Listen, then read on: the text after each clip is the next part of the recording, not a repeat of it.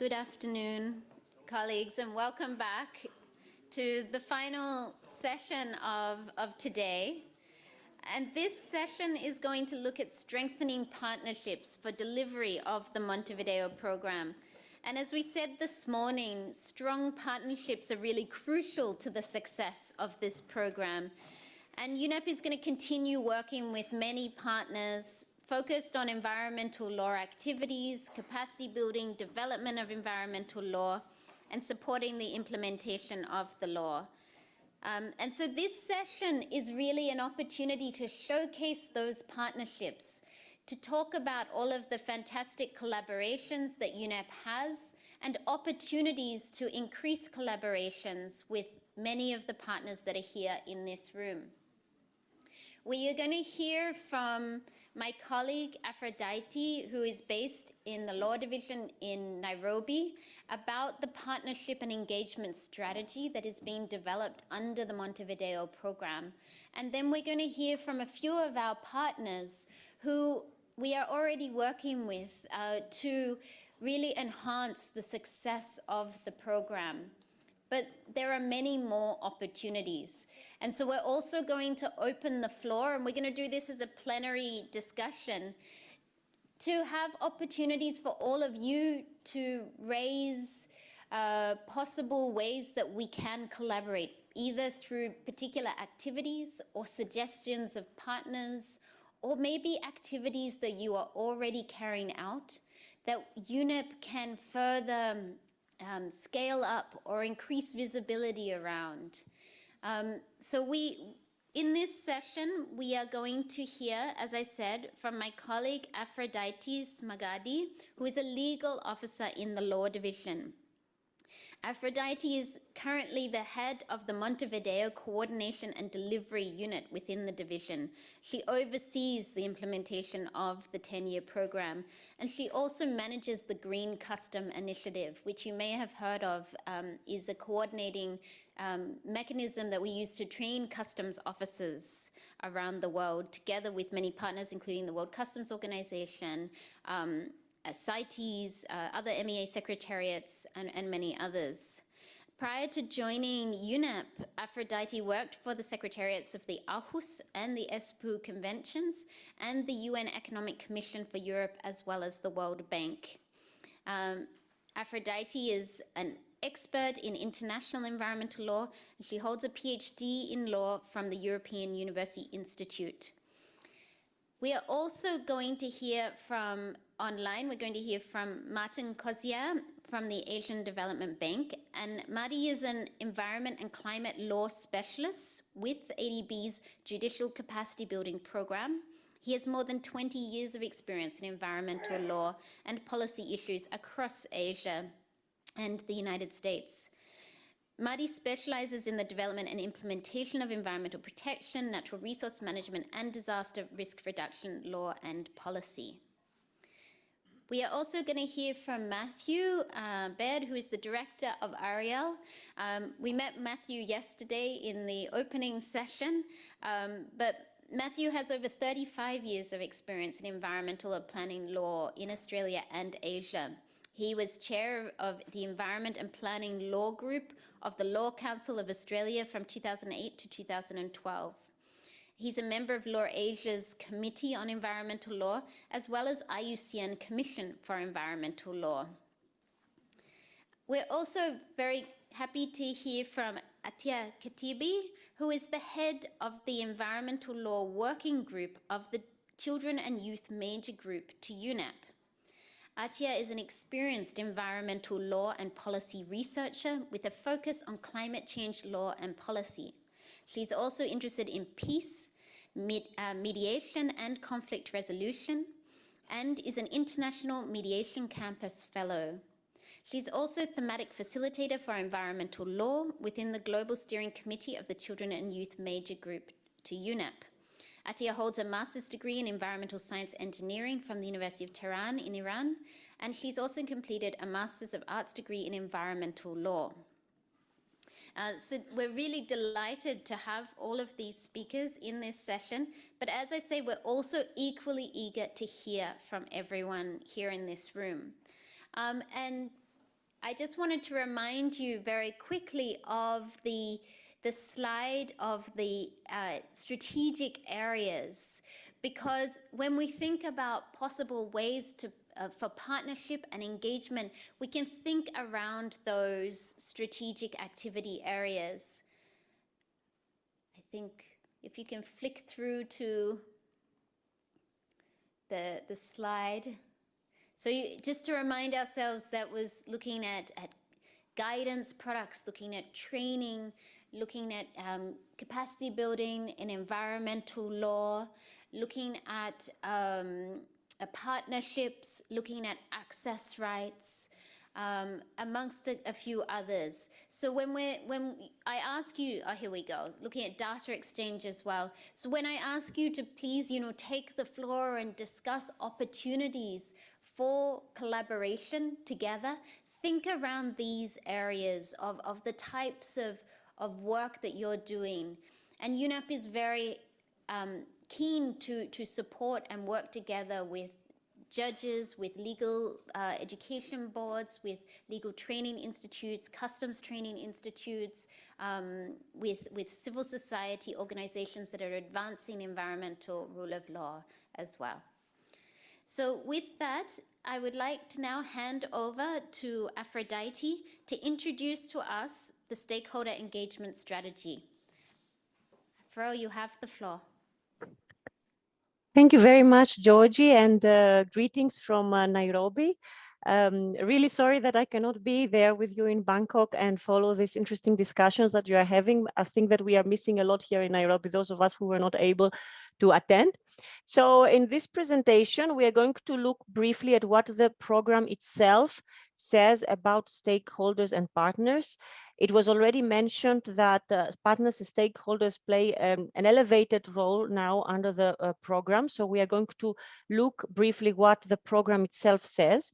And then there will be a brief outline of the ongoing work on the partners and stakeholders strategy. If we can proceed with the next slide. Exactly, yes. So here you can see the different sections as they are structured in the Montevideo program that was adopted by UNEA 4 in 2019 and covers the period 2020 to 2029. So there are different sections, and I have highlighted in red some areas where stakeholders and partners are specifically mentioned.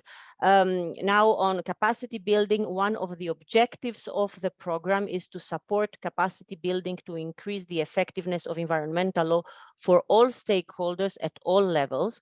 Then there are 9 strategic activities, and these have also been mentioned by my colleagues in prior presentations. And one of the strategic activities specifically targets partnerships, and it says that the program will support collaboration and promotion of partnerships across the United Nations and with other relevant entities, including civil society organizations in the field of environmental law. The program also sets out implementation guidelines, so guidelines on how the program and its activities will be developed and implemented. And the activities under the program have to be developed and implemented in cooperation and coordination with the relevant stakeholders, promoting public participation. The idea is to promote synergies and complementarity and avoid duplication of work in the field of environmental law, and also to promote gender equality and active engagement of youth, as well as intra and intergenerational equity. Finally, in the governance framework, we have the national focal points, the steering committee, the secretariat. UNEP is discharging the secretariat services, but the secretariat will foster the active participation of the relevant stakeholders in the implementation of the program. If we can go to the next slide, we can see a timeline now after the program was adopted on what has specifically been done on partnerships and stakeholder engagement. So the discussion started at the first global meeting of the national focal points. Due to the pandemic, this is one of the meetings that happened in two segments: the virtual segment in 2021, where national focal points initiated discussions, and in June 2022, in the in-person segment, there was a decision for a development of a partnerships and stakeholder engagement strategy. Now, since last year, the Secretariat, in close consultation with the steering committee, has been working on an outline for such a strategy. The annotated outline was presented to the steering committee in March 2023, and consultations were open with stakeholders in June 2023, and they ran until yesterday, I believe. It was open for 2 months. So we reached out to all the partners and stakeholders that we have already mapped for the implementation of the program. Now, after this consultation period, the Secretariat will work on a draft strategy. It will be discussed by the steering committee at its next meeting in November 2023. And the hope is that the strategy will be finalized for approval and agreement by the second meeting of the national focal points in June 2024. I think there is a typo there, but it's in June 2024, the second global meeting. In addition, the Secretariat undertook a stakeholder mapping exercise to identify key stakeholders and potential partners. So for this, we consulted all our records regarding the partnerships that we have concluded and also potential partnerships for the future implementation of the program. Sorry, Afro? Yes? Sorry, could you just pause for a second, because we've just lost the slides on the screen okay. here. So just wait a moment, we're just getting them back. No problem.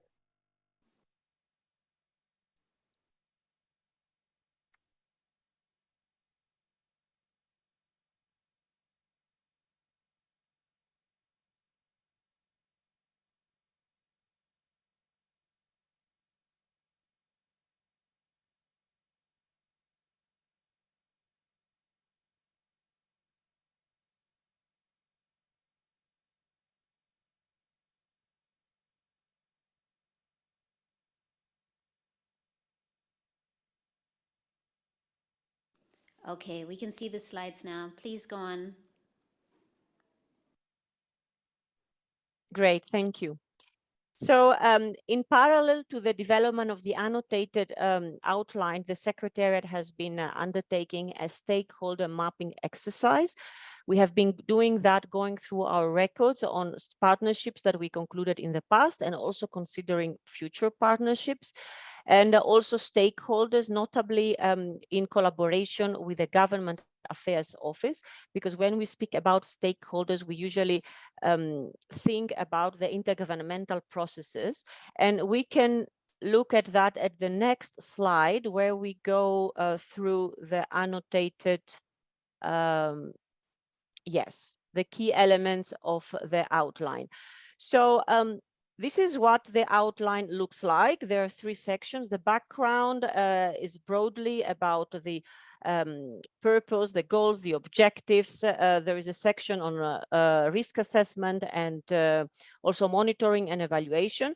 But the key sections are the 2 sections on stakeholders and partners. And before we look at them, probably it's useful to also make a distinction between the two, because when we speak about stakeholders, we usually refer to UNEP major groups, such as individuals, organizations, and groups working in the field on environmental rule of law. And we refer to the intergovernmental processes and how they contribute, for instance, to the global meetings of the national focal points or the consultations that we do now. When we speak about partners, it's specific actors with whom UNEP works for the implementation of specific activities. For instance, when we carry out a study, when we carry out research and we for the purposes of a new study or a report or even an event, we have different partners with whom we collaborated for these consultations that you are now in Bangkok. So this is how these are broadly defined, and also the one does not exclude the other. Like a partner may also be a stakeholder and the other way around. What we see is that stakeholders are usually organized together. For instance, if it's about academia, we usually don't have one representative, but we have an association representing the academia at the intergovernmental process. So about the purpose is to, the overall purpose is to support the successful implementation of the program, of course, and provide a framework for incorporating partnerships and stakeholders engagement for the program's activities. And here we as UNEP also have a disclaimer, of course, because UNEP as part of the UN Secretariat is bound by specific rules when it comes to engagement with stakeholders in intergovernmental processes. And also we have specific rules for the selection of partners for carrying out our activities. So anything that is decided in this strategy needs to be compliant and consistent with the rules that are bind UNEP as the secretariat of the program. So that is the outline. So for the stakeholders and the partners, we are going to, apart from the definitions, there will be sections on their roles and responsibilities, and also for the modalities of engagement. But the main principles behind this strategy is exactly to promote synergies and avoid duplication of work in the area of environmental rule of law. So that was my presentation. Thank you very much for your attention, and we would be happy to, if you have not done so, although the deadline for comments to the annotated outline has closed, we would show some flexibility. If you're still able to submit your comments on these 2 pages, that would be very welcome. Thank you. Thank you very much, Aphrodite. And so now we're going to hear from some of our partners about how we've been able to work together to enhance and advance environmental rule of law.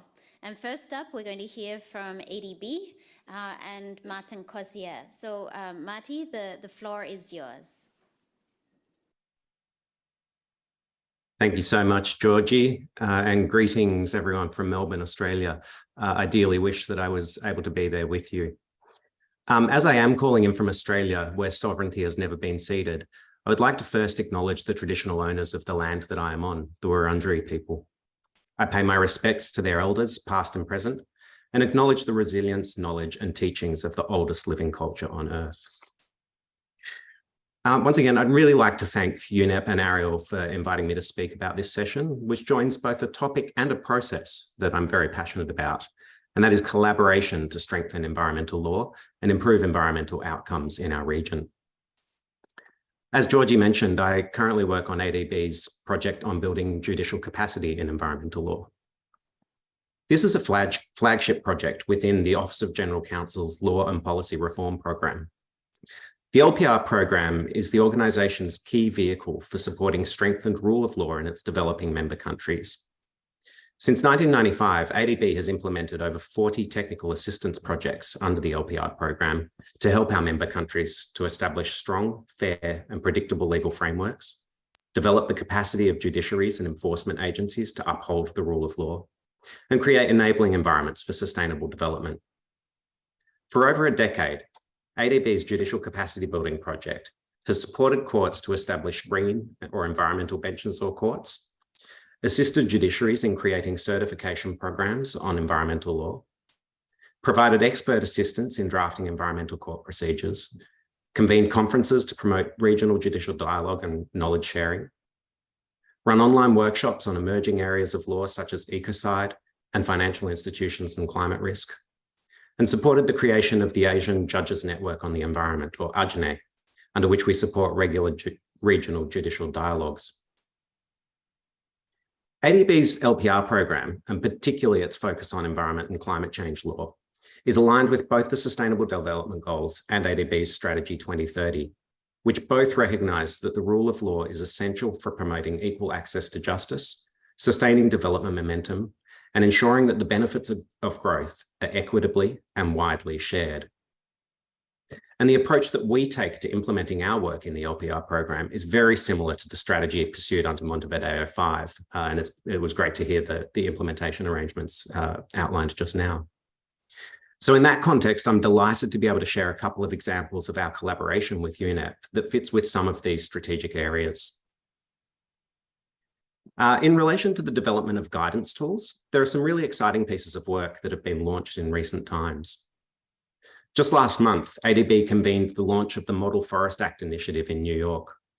This event was convened in partnership with UNEP, as well as the Global Judicial Institute on the Environment, IUCN World Commission on Environmental Law, UN Forum on Forests, and the World Bank. The initiative aims to modernise forest legal regimes to meet 21st century development challenges. It involves drafting the general provisions of a Model Forest Act and an accompanying legislative guide, which can be used by legislators, policymakers, and other stakeholders to adopt a modern legal framework that considers the latest science and technologies, diverse stakeholders, and legal innovations to better protect and manage forests. The ambition of this transformational initiative dictates that we work in collaboration with development partners, and not least because we bring complementary relationships and expertise from across the globe. It's also important that we recognise that our harmonised advocacy of enhanced legal regimes is more powerful than when we act alone. ADB, UNEP and IUCN are also working on an exciting project to explore the establishment of a regional environmental dispute resolution mechanism to support improved access to justice and environmental rule of law in the Pacific. This work is in its very early stages, but significantly, this initiative arose directly from the outcomes statement from the jointly convened inaugural IUCN Oceania Environmental Law Conference in 2021, and is being guided by judges and other specialists from the region. The point I particularly wanted to highlight here is that our coordinated efforts to bring in experts and stakeholders to share information and experience often leads to opportunities for us to progress our shared agendas that otherwise may not eventuate. I'd now like to move to talk briefly of some examples in the area of education and training, where ADB and UNEP have proudly and effectively collaborated. Through a series of projects on strengthening capacity for environmental law in Asia and the Pacific, ADB has developed a cadre of over 500 law teachers and lawyers to serve as environmental champions. The project has also supported these environmental law champions through a range of activities and networking events, including Train the Trainer courses to enhance the teaching of environmental law across the region. I'd particularly like to acknowledge the work that Matthew Baird has put into these projects over many years, as well as the collaborative approach between ADB and UNEP in designing and delivering these training courses. Finally, I come back to my own focus on judicial capacity building. ADB takes the view that judicial education is an opportunity for development partners to invest in the very arm of government empowered to spot impediments to effective government and private sector action. This is a view that is shared by UNEP. And so I'm delighted that our two organisations work so cooperatively, including in partnership with the Global Judicial Institute on the Environment, to support capacity building activities for judges in the region. We share resources as we develop judicial curricula to ensure consistent messaging, and we jointly organise regional training and judicial roundtables to reduce the burden on judiciaries. ADB continues to promote UJNE, the Asian Judges Network on the Environment, which arose because judges who advocate environmental protection historically found themselves isolated in a region that favoured development at any cost rather than sustainable development. We recognise that UJNE continues to have a critical role in supporting the effective implementation of environmental law at the national level because it gives Asian and Pacific judges opportunities for judicial exchanges with judges who face similar issues to them. And collaboration is particularly important when working with judiciaries, as they have unique roles within government systems that require us to respect their independence, their expertise, and their workloads. It is also critical to our efforts to institutionalise judicial capacity building on environmental law in order to make it more sustainable. So these are just a few very brief examples of the highly productive collaboration that we have with UNEP And I particularly want to acknowledge the support that we received from Georgie and others that contributes in a very large way to the strength of the relationship between ADB and UNEP. But it is important to reiterate why we do work so closely together. And it's not just because Georgie makes it so easy, though you do. The strengthening of environmental law education, and environmental law implementation and enforcement requires us to collaborate if we're to have the urgent impact that is required. Earlier today, my colleague Bryony Eales talked of the importance of breaking down silos within environmental law and governance. If we are to successfully advocate this, we must also model such behaviour and work together as development partners. At times, this requires us to suspend our organisational egos, but by recognising the different resources we can bring, whether technical, financial, or convening power, we can maximise the outcomes that we are all striving for people and the planet.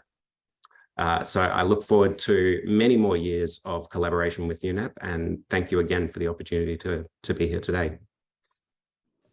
Thank you very much, Madi,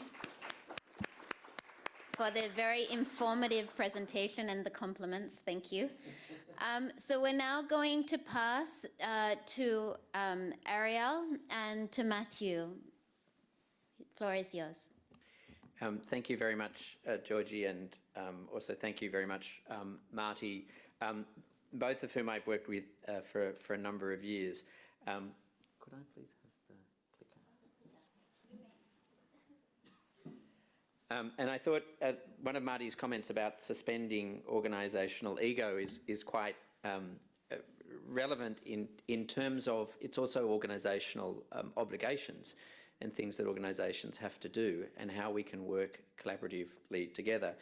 And to that end, I just would like to make an extraordinarily public acknowledgement of the work that Georgie does and UNEP here in Bangkok in bringing together people from a regional perspective. And also pay tribute to Andy Rain, her predecessor, who's now in Nairobi, who really started that process that has flowered. And it's not easy, it's not simple, and it challenges us all, but it makes our outcomes better. And in terms of the journey of the Asian Research Institute for Environmental Law, which is a few very dedicated and committed individuals, not all of whom are lawyers, and you've seen Colleen and Pum around, and my Deputy Director, Rocky Guzman. So we are environmental lawyers, and we identified that there was a need within the Asia-Pacific region to focus on environmental law and work on environmental law issues. And I appreciate that that's a little bit focused, but the fact that we have been able to work with a number of partners across the region is extraordinarily gratifying. But it also shows that environmental law is seen as a way of changing people's ideas, but also implementing the environmental laws. And the work that is done by academics is one of the things we use, but we also have a very practical approach. And during the pandemic, these were some of the things that we could not do. In-person events, just to meet, just to network, just to talk about the environmental law issues. Today is indeed the first major event that we've been able to do in person. And it is appropriate that after this session and after the closing session, I would certainly urge you, as you will be invited, to attend the networking reception and the launch of 3 very important products that have been worked on by UNEP. One of which is an intermediate course for judges. So please do stay around, because that is, of course, one of the extraordinary things, the outputs of the products, of the process that we're doing. Now we've been able to do in-person events. We partner not only with UNEP, but we also partner with the Asian Development Bank. Again, as Marty mentioned, the Environmental Law Champions Program, which brings together environmental law academics in the Asia-Pacific region.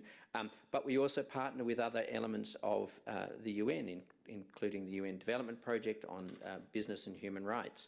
And the Academy of Environmental Law with the IUCN, again, networking, bringing together and working with other people. We also convene a webinar series. Again, we also thought that online events were going to be cheap, but the Zoom licenses are often not so inexpensive. But we are able, through that online events using Zoom events and other free events to bring together a variety of organisations. We always partner with organisations, including UN Environment Programme, on key issues that the UN have been working on. Often we do things around a report that's being launched, and we try and work out how we can approach the particular report launch using MailChimp, using our network that we've developed. We now have 5,000 people on the database, all people that over the last 3 years we've reached with environmental law events. We do things on the standard issues such as defending the defenders, air pollution, ocean governance, but we also focus on some of the other issues that are very, very important, such as soils. We've also run webinars on human-animal conflict and bringing together issues of wildlife law. Last year, all online, we ran the second ASEAN and Asian Environmental Law Conference. And again, you will see from the top 2 rows of the organisations that we were able to partner with, people that came together, promoted it amongst their network.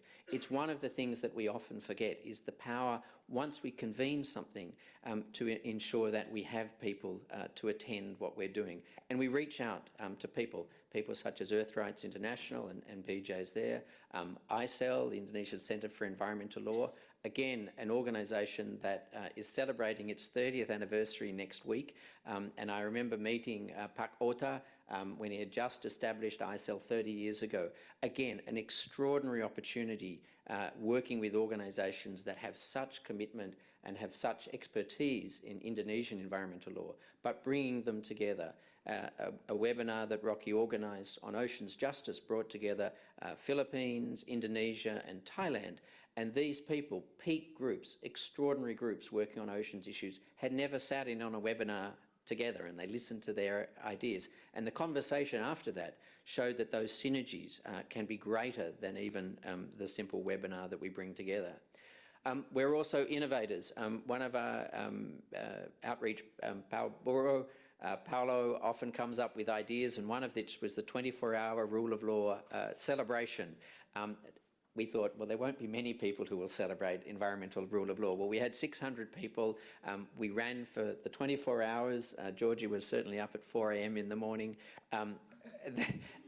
We brought together, and one of the things we managed to do is we managed to work with UN environment officers around the region, including Africa, Middle East and North Africa, the US, Latin America, and we created this extraordinary synergy of people from around the globe, some of whom are listening now as we're online, who came together and we had exchanged ideas, we exchanged networks. It wasn't easy to do, but it was extraordinary how these were able to work on environmental law issues.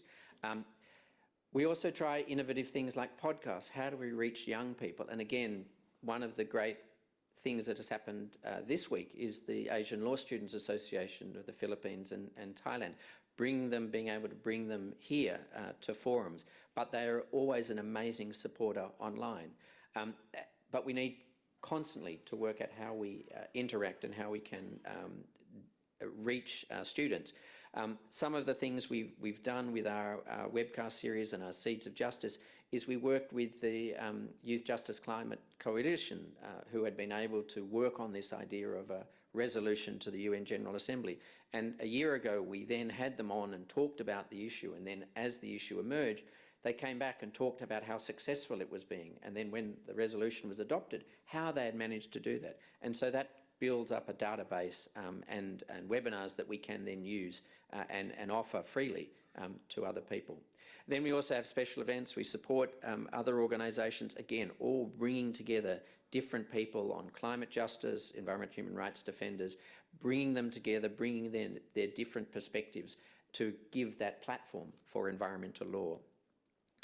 But we also partner outside the region with institutions, including the College of Law, where we went to Sydney and ran an ESG workshop in law and practice. We had 600 people online listening to that, which was the largest event that the College of Law had run online, and they were very surprised that that number of people would listen to this idea of what was happening.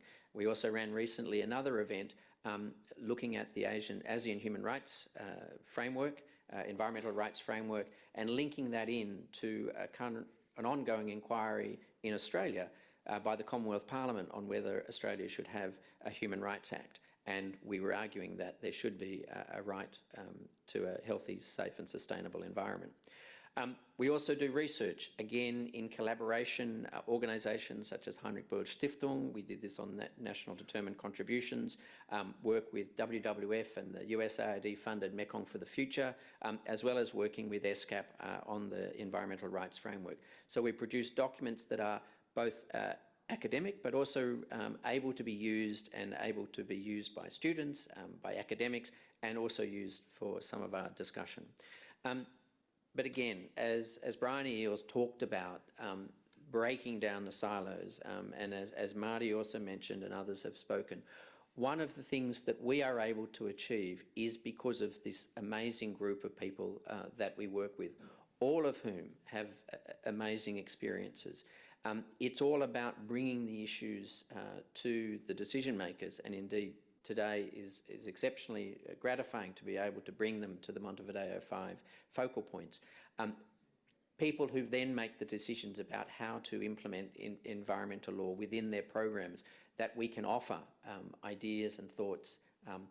But it comes down to this idea about making sure that we can maximise the opportunities to deal with that triple planetary crisis within the timeframes we have and within the resources. Because one of the things that we've often found is that there are very limited resources for some of the work that we do.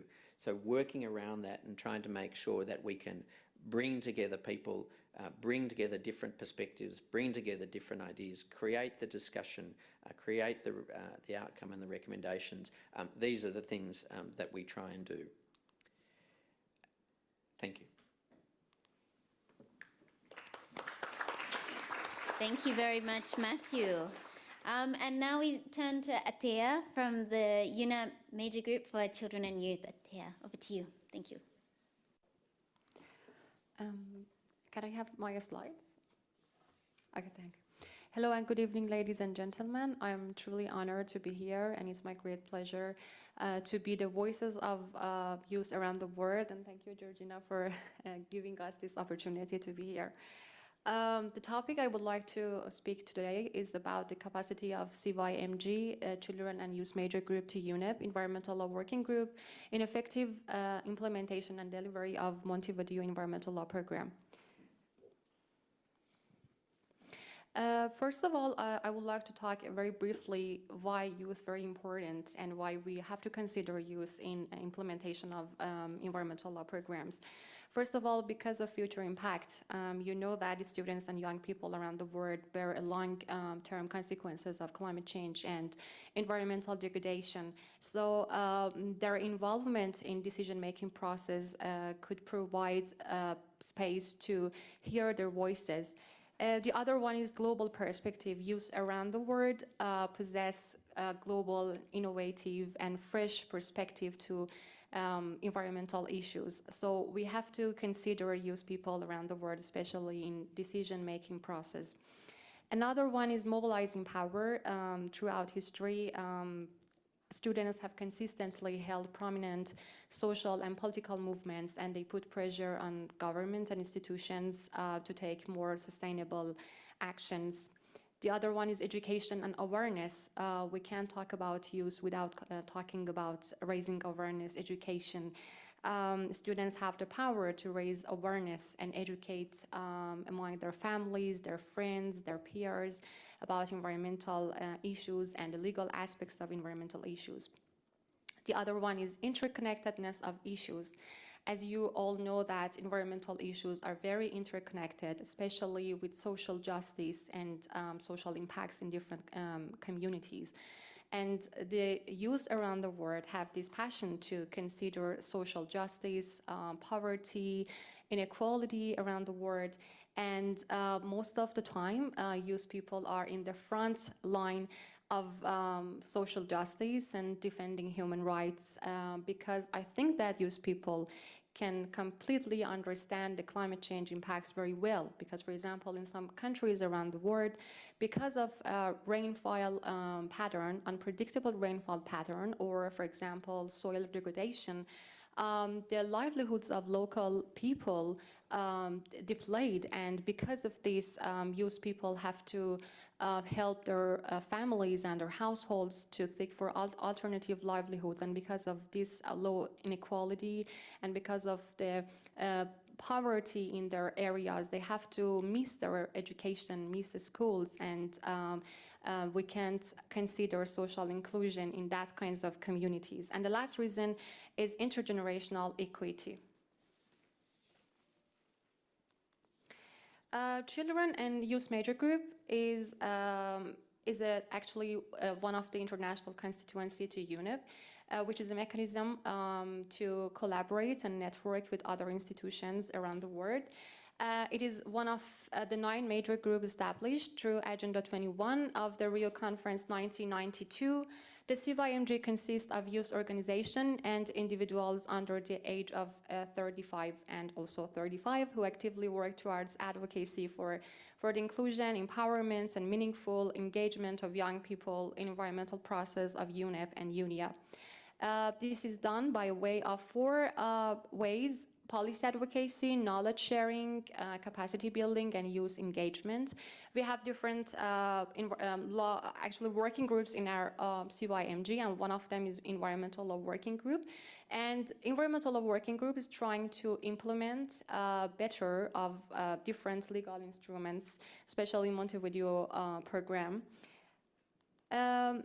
So now I just want to very briefly mention to some of the ways how CYMG can help to deliver and to implement better Montevideo Environmental Law Programme. The first one is meaningful youth participation. CYMG can ensure meaningful youth participation in the development and implementation of environmental legal frameworks.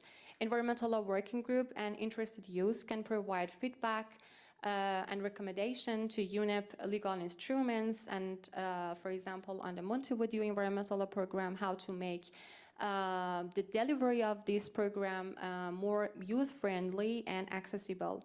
I can make an example of one of our recent example that we call all the interested youth around the world to put their valuable inputs on the annotated outline for the development of partnerships and stakeholder engagement strategy under the Montevideo Environmental Law Programme, and the written submission of the Children and Youth Major Group on the partnership and strategy and the stakeholder engagement of Montevideo has been already sent on the before the deadline. I think it was 31st of July.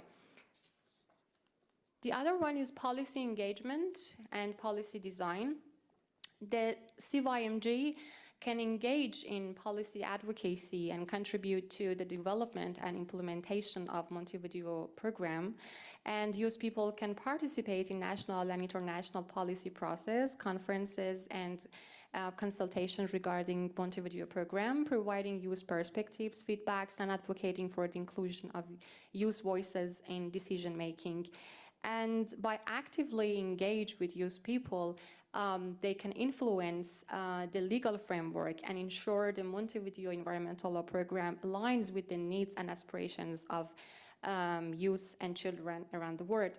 To achieve this goal, one of the Environmental Law Working Groups program in 2023 and next year was organizing a capacity building session on multilateral environment agreements, and also we would like to organize a capacity building session on environmental legal principles. As you know that environmental legal principles like cooperation, polluter pays principle, prevention are the foundation of environmental law. So if the youth are getting familiar with legal principles, they can be empowered and more confident to engage in policy-making process or in policy advocacy for policy intervention for different legal instruments. And the other one is capacity building and awareness. our constituency can advocate for the Montevideo Programme by raising awareness among many youth around the world about its objectives, its importance, its strategies, and potential impact.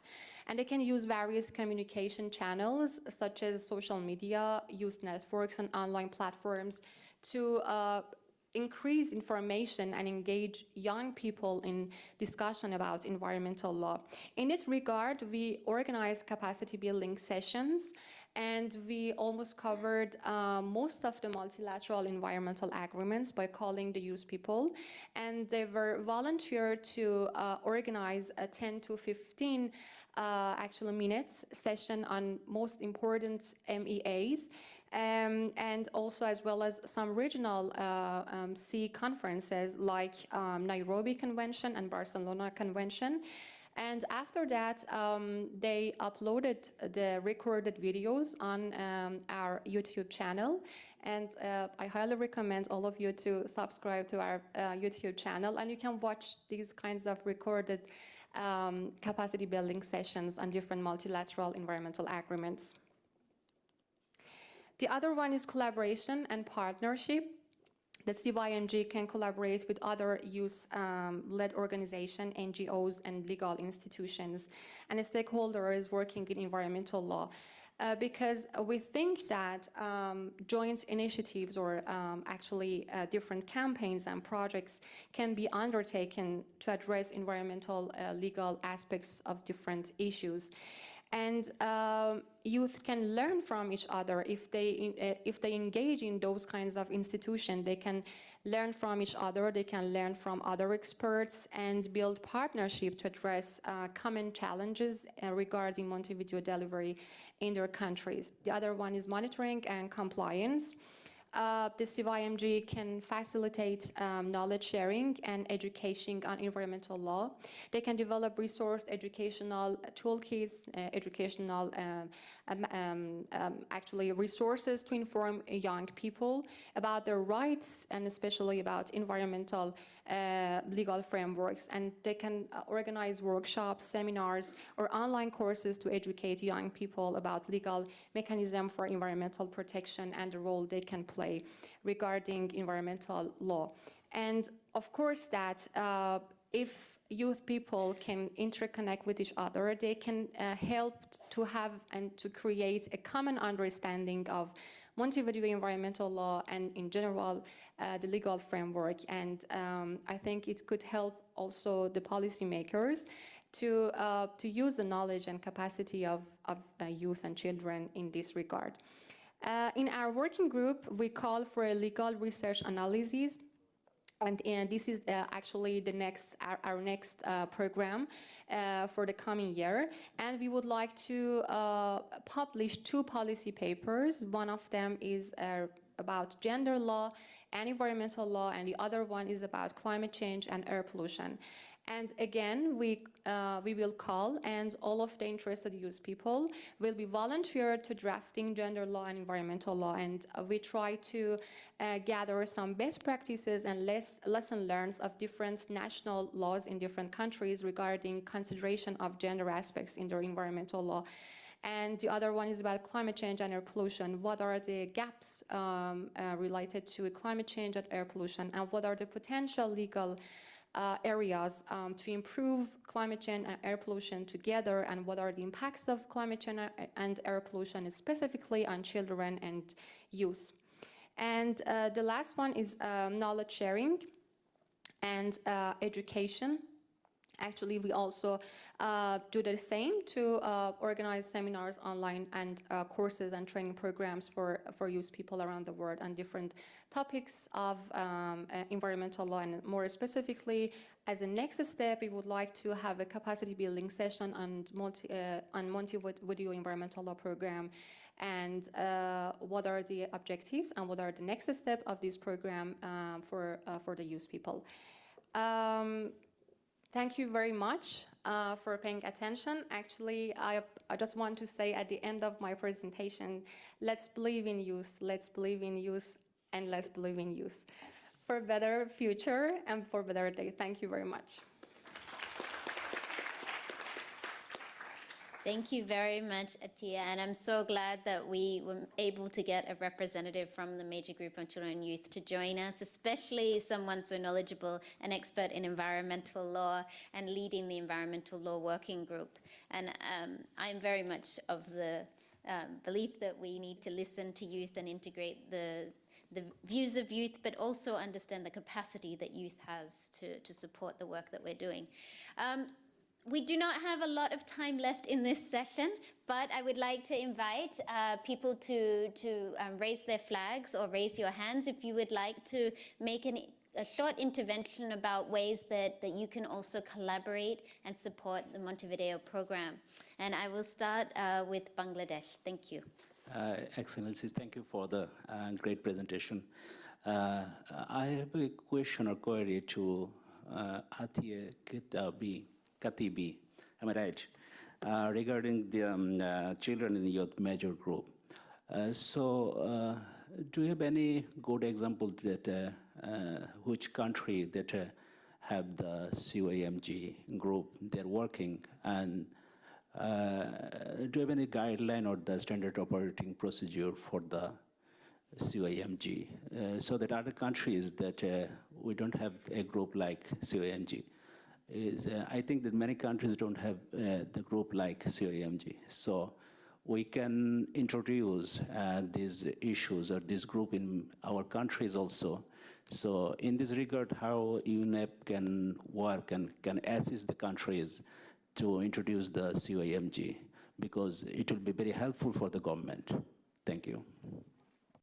Okay, thank you very much for your question. Actually, COAMG is not a national group, and it's completely international, and we have lots of use around different countries, and we don't have any limitation on countries or area.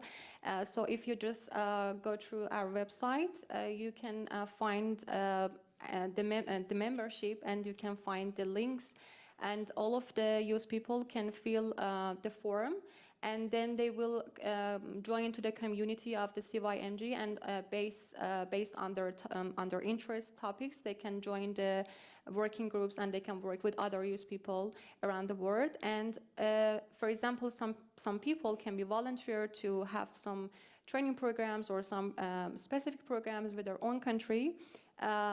They speak with some governmental bodies in their own country to have some specific programs. For example, in the next month, we will have a forum for youth people in Sri Lanka by the support of the Sri Lanka government. So, and especially in the Asia Pacific, we have this Asia Pacific forum, and all of these information and details are included in our website.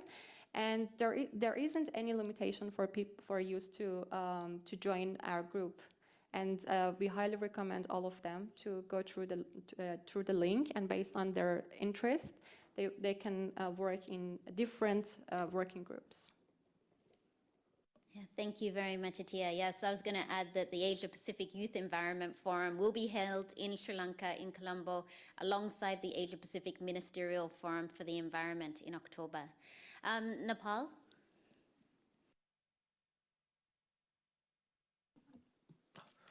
Greetings, dignitaries. Regarding Children and Major Youth Group, I don't know whether Martin also realizes this or not. Last year, I was in Kenya through Children and Major Youth Group's application procedure, and I had an opportunity to meet my national focal point through Children and Major Youth Group itself. Today, I am staying besides my national focal point in this regard, helping him, assisting him. So you can understand how effective is Children Youth Major Group in terms of providing youth space, and I could learn from him, I could assist him. So I am particularly very much happy and thankful for the Children Major Youth Group for their assistance, first and foremost. And secondly, a question to Matthew. Maybe I think because we are in Southeast Asia, that's why I could not see a lot of South Asian reference in Asian environmental law review or program. Is it that you are still working on it, or are there any initiative that is centralized to South Asia as well? Thank you so much. Thank you. Is there anyone else, any questions from the floor before I turn back to Matthew to answer that? Okay, I don't see any, so over to you, Matthew. And thank you very much. And I think this is one of the really good points and the really good challenges. We initially thought of Ariel as focusing on ASEAN. We thought 670 million people in 10 countries was enough. And then through the work with UNEP and IUCN in Fiji and ADB, we've started to do work in the Pacific, which again was another 22 countries. And we thought with the 5 of us, that was probably enough. But also the role of engaging in South Asia. We do often get a lot of people from South Asia on the webinars, and the issues are obviously very, very relevant. So it's certainly something that we recognise that the issues are applicable across the region. One of the things, as Marty mentioned, is I was engaged by the ADB Train the Trainers program, which we hope will be re-established next year. And that TTT program did have a lot of engagement from some exceptional academics at the universities within South Asia. And that also led to the production of 10 articles through a South Asian research colloquium where they developed a number of articles for publication on environmental law issues. Again, one of the challenges is to ensure that Asian voices speak on Asian issues. And I say that as another Australian environmental lawyer, but of living in Asia. So for us, it's simply a question of capacity that we just haven't been able to allocate. But it is something that we really are very, very aware of. And that's one of the reasons why we insist on all of our webinars being free webinars that people can join if they have the access. We do also invite academics, but it's certainly something that we're looking, and we've also discussed opportunities of how this sort of collaborative model can bring together different people working on the same issue in different countries, whether it's air pollution, whether it's climate change.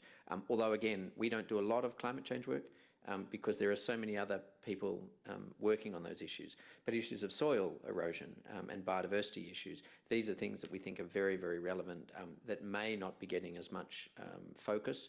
And so that's something that we also are very keen to do. Thanks. Yes, please, go ahead. You are the example of future leaders. So again, believe in youth capacities because you can see the example of youth. Thank you very much for sharing your initiatives. Thank you. So this is the end of session 3 on partnerships for delivery of the Montevideo Programme. And we do continue to welcome opportunities for collaboration and partnerships. So please don't feel as though this is the end of the discussion. We want this to continue. If you have ideas or opportunities, please just come up to us throughout the course of the next few days and we can explore them together. Before I turn to the closing remarks for today, just 2 housekeeping announcements. The first housekeeping announcement is that there is the QR code at the back of the room for meeting documents. It's also available outside meeting room A. If you click on the meeting documents QR, at the bottom there's a link to all of the PowerPoint presentations that have been provided.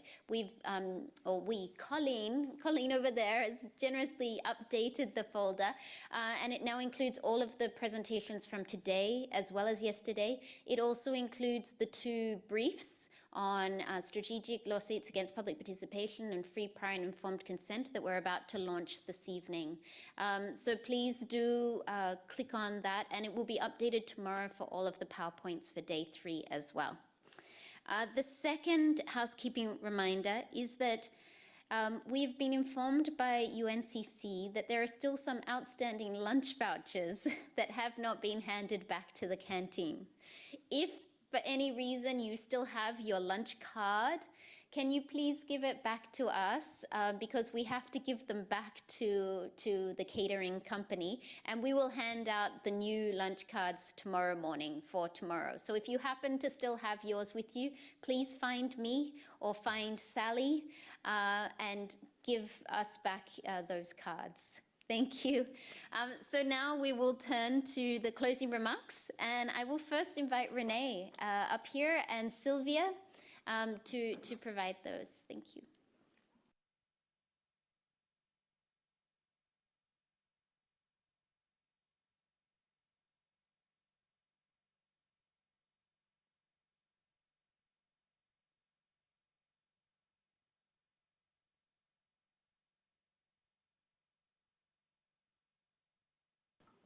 Okay, so for the closing remarks, instead of sort of your traditional closing remarks for the day, what we're going to do is both Renee and Sylvia are going to give 5 to 10 minute takeaways of key messages that came out of our dialogue sessions.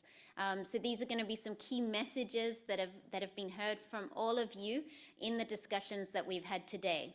So first of all, to Renee, 5 to 10 minutes. Thank you so much, everyone. First of all, I have to say, I was really impressed by how engaged everyone was in the discussions. We really appreciate your feedback, and this is going to be very useful for us in preparing the draft options paper for climate change. We also had a few responses online, and we'll leave those online surveys open, and we'll find a way to get you the links that you can share as well with your colleagues or those who couldn't be here. But we did try to integrate to collate the feedback that we got from everyone, both online and in person this morning. So we got 7 responses online and 3 were from national focal points. And I'm not sure how well you can see this, but we just tried to capture the different thematic areas and the feedback we've gotten from everyone. So on topic 1, on developing and implementing legislation and legal frameworks, we had a lot of topics listed here, such as blue carbon, climate catastrophes. So that included intense climatic events from hurricanes and so on, deforestation and biodiversity protection, sea level rise, and also melting glaciers was an issue that was raised, compliance and enforcement. We had a number of different types of activities, and a lot had to do with the need for policy and legislative reform, improved public participation, transparent financial mechanisms, and also the development of guidelines for law enforcement. And you'll see that in many of the topics, the beneficiaries were similar.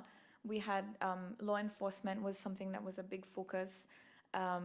Legal clinics and law associations and various civil society organizations like dealing with human rights, environmental law, law enforcement officials, and judges and prosecutors.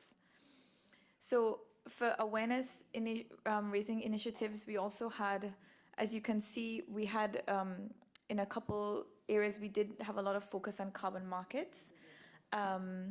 And I'm just going to maybe highlight some of the key ones here, which I'll bring together in a summary. But we also had, again, a focus on climate-sensitive regions and those dealing with melting glaciers and sea level rise. And you'll see that very often the need for doing activities with legal clinics and law associations came up, particularly in the groups in person. I'll just move on to the next one, on the third topic on enhanced capacity building. So we had topics such as climate justice come up quite often. And in terms of activities, we had, again, the need for capacity building on green finance and the development of legislation. The development of effective model laws was something that also came up often, and the development of awareness and training materials. And in the final topic on research and knowledge development, we had again disaster response and disaster risk reduction as an area of priority. What was interesting to see and very welcomed was also the need, highlight for the need for gender sensitive responses. again, strategic litigation came up as an area of interest under research and knowledge development. One topic that was raised that I hadn't seen elsewhere was the need for platforms and mechanisms to share knowledge. And then also research for gaps in legislation to address transboundary harm, and the need for more research into alternative dispute resolution in on climate issues and solving climate conflicts. So just a kind of very quick summary, I think pulling out some of the things that came up both online and in person was a real focus on enforcement and compliance officials, and the need for improving their capacity and improving legislation in this area. Carbon markets, so carbon trading and carbon finance, disaster risk reduction and management, and climate litigation were key areas that came up. And in terms of potential activities, well, as you can see, there were many. I think we can use the areas of priority that you have suggested to also tease out some of the activities that we can generate in these different areas. But one thing that came up very often was, of course, the development and strengthening of legislation, the sharing of good practices, and also sharing development of guidance materials for the various partners. You can see the different beneficiaries listed here. One thing that came up a lot was the need to include vulnerable groups such as migrants, youth, and indigenous communities. I know one group also talked about the need to translate a lot of the products that we develop into indigenous languages, and that this was a major gap. And of course, throughout academia, civil society, and the private sector were partners and beneficiaries that were named, I think, throughout all of the groups. So thank you again, and I pass it over to my colleague, Sylvia.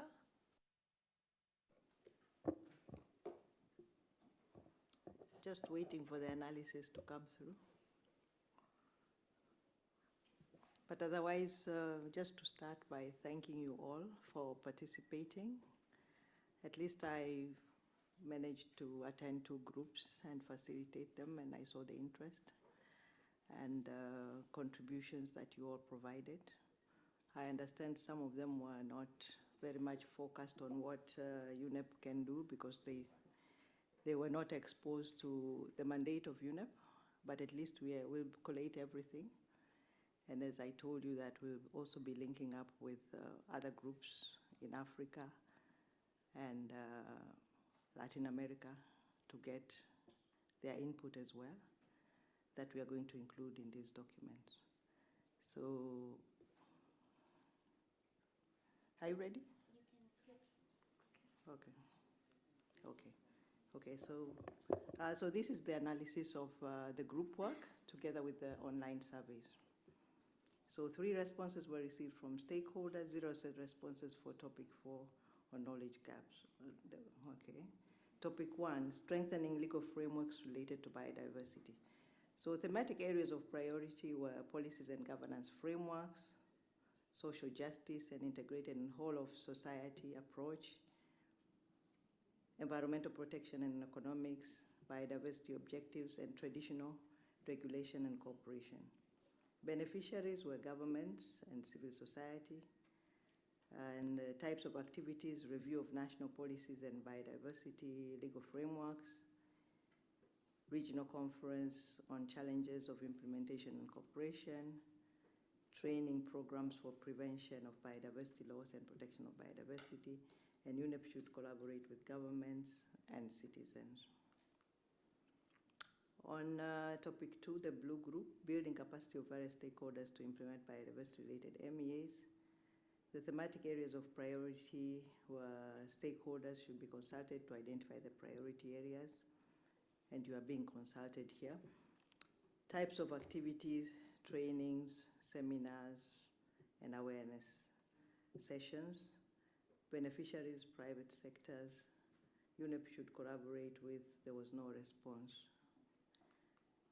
Topic 3, strengthening enforcement and criminal laws in the area of biodiversity. Enhancing law enforcement, environmental management and monitoring, biodiversity monitoring, community development.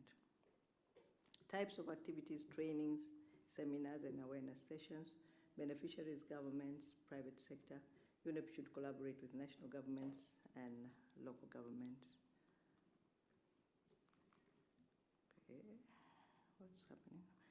So topic 4 on addressing knowledge gaps, production, thematic areas of priority production, economic development, preservation of local culture and livelihoods, habitat degradation, loss and fragmentation. Types of activities, use of best practices, environmental awareness and training materials, beneficiaries, governments, civil society and private sector. UNEP should collaborate with NGOs, engaging with local communities, entities providing scientific knowledge. Thank you very much for the input that you provided.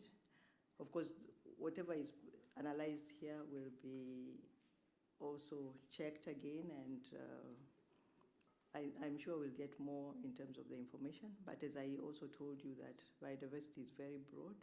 It has a lot of players at the MEA level. There are so many MEAs that deal with this area, and they all deal with legal responses in their own way.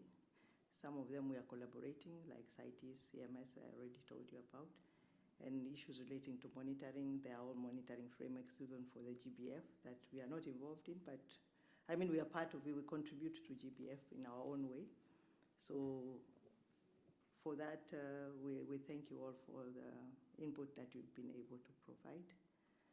And you'll get to know what happens after we have collated all the input from the other regional offices.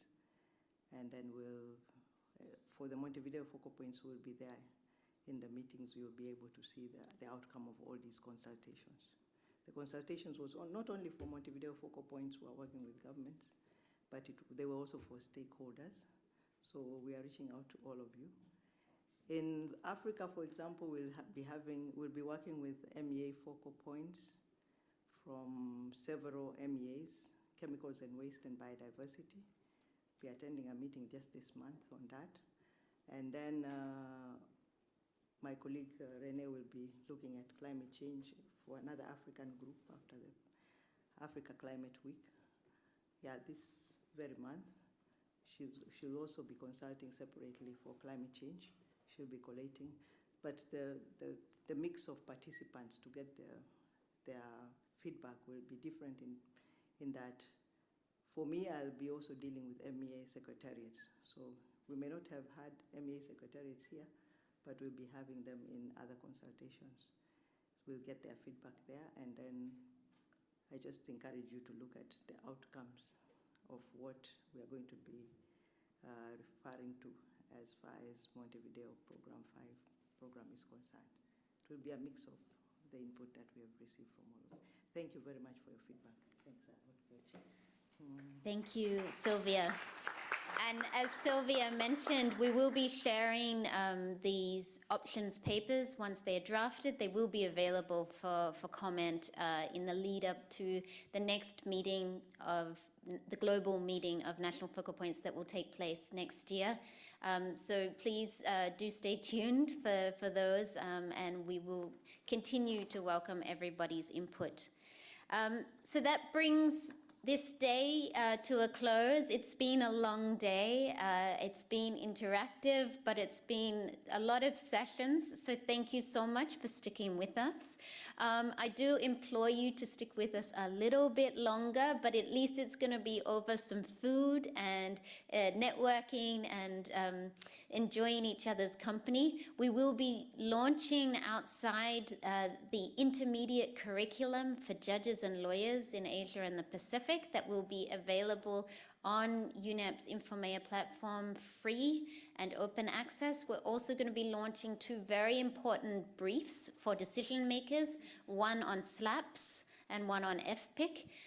So please do join us outside, basically from 10 minutes from now. So, but please enjoy the food outside as well. Thank you very much. And tomorrow we will resume at